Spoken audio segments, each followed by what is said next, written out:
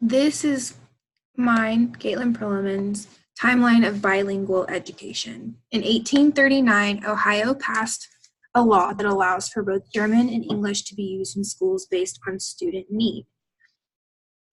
This was already happening in some cities where there were large populations of German immigrants. This was important for children who knew very little English and enabled them to have access to the same education as those who could speak English. Now both schools and students are protected under this law.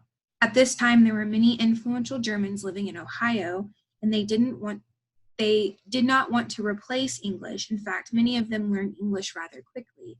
They just wanted to be able to preserve their German tongue while making it easy for their kids to learn English. A similar case in 1847 in Louisiana, they copied this law as well, but they switched from German to French.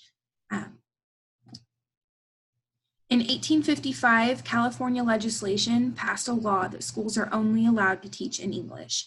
This was very detrimental to the Californios, or the Spanish-speaking residents. The implications were severe for these children. If they were able to attend school, they now don't have any help learning English, so their education would start to fall behind English learning students.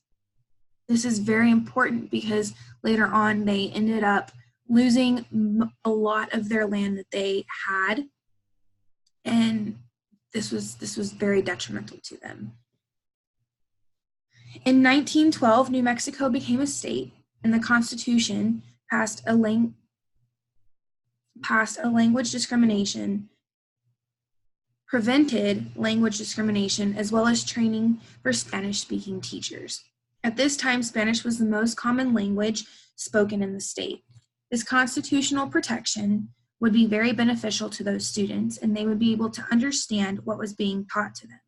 For the Spanish-speaking teacher, this would be very beneficial as well, as they may have had difficulty finding jobs in other states. They are now protected under the law in New Mexico. Unfortunately, in 1919, Texas was already engaging in discriminatory practices against Mexican Americans.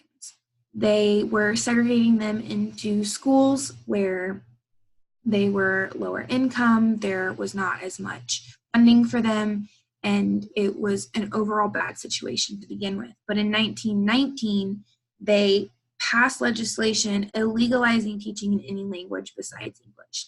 Now, in higher levels of education, like high school, bilingual education was allowed as a foreign language study, but it was not allowed to be taught the only language was to be English taught in schools.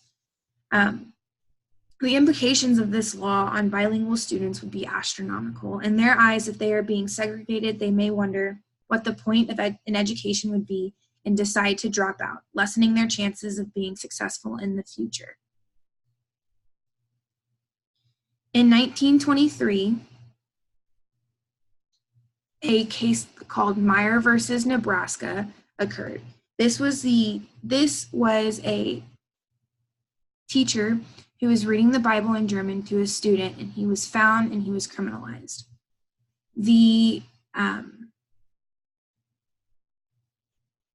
He ended up getting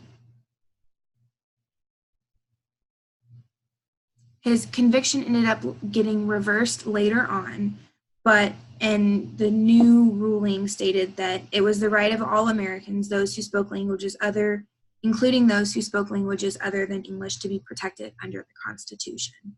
This means that instructors and teachers can no longer be prosecuted for instructing students in their home language. This way, students now have the ability to understand what they are being taught, if there is an educator that knows the same language they do. The Civil Rights Act of 1964 protected students against discrimination based on race, sex, or national origin. And this was one of the first starting points for bilingual education in America. This act enhanced the education of English language learners because students were now protected from discrimination. The doors were open for them to succeed. This law also sparked more laws and became the stepping stone for English language learners to have access to the same education as English-speaking students.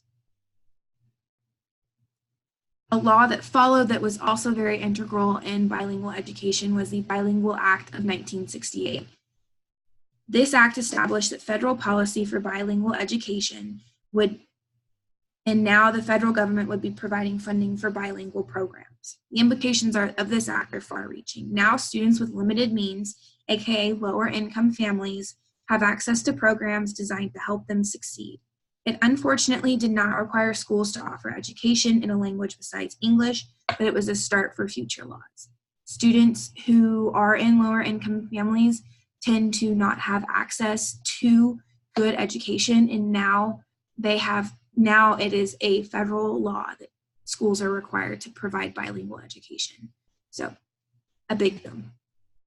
In 1974, there was a case called Lau versus Nichols, where nearly 2,000 parents, Chinese parents, sued the San Francisco school district because their students were failing out of schools. Because their students did not understand what they were being taught.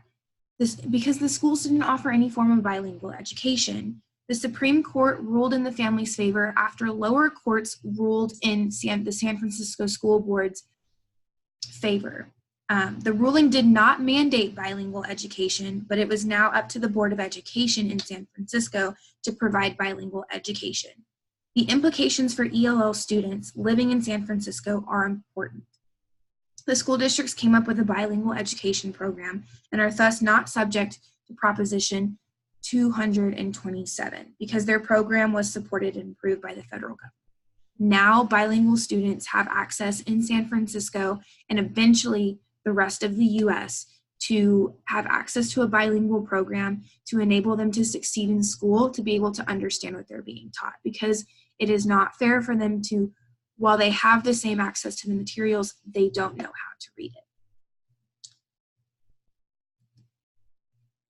In July of 2017, California passed the English Learner Roadmap, which helps guide curriculum, instruction, and standards for the state. It is intended to supplement and support both the English language development and state standards. It removes the outdated language from Proposition 227 mentioned earlier, and now families and puts in better language. Now families also are able to request new bilingual education programs, and they're able to have an input into what these programs are. The community also has an input in that as well.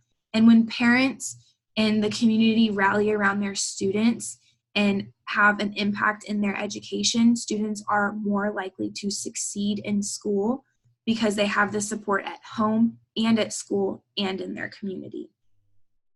This means that they have a higher chance of graduating high school and going on to college or post-secondary education, whatever that be, trade school, college, etc.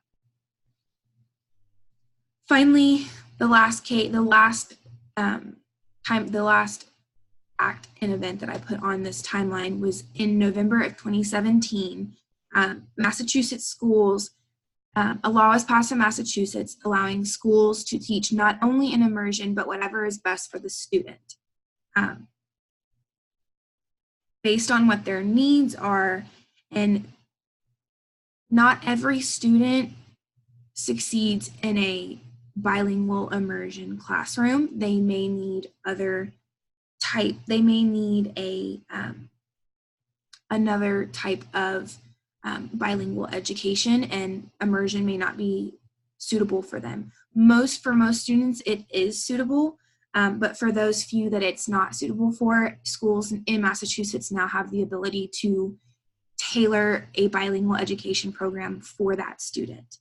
The law also includes parents, and like I stated before, when parents are involved in their children's education, the child is more likely to succeed. These are my citations that I used. I used quite a few. And that's the end of it. Thank you very much.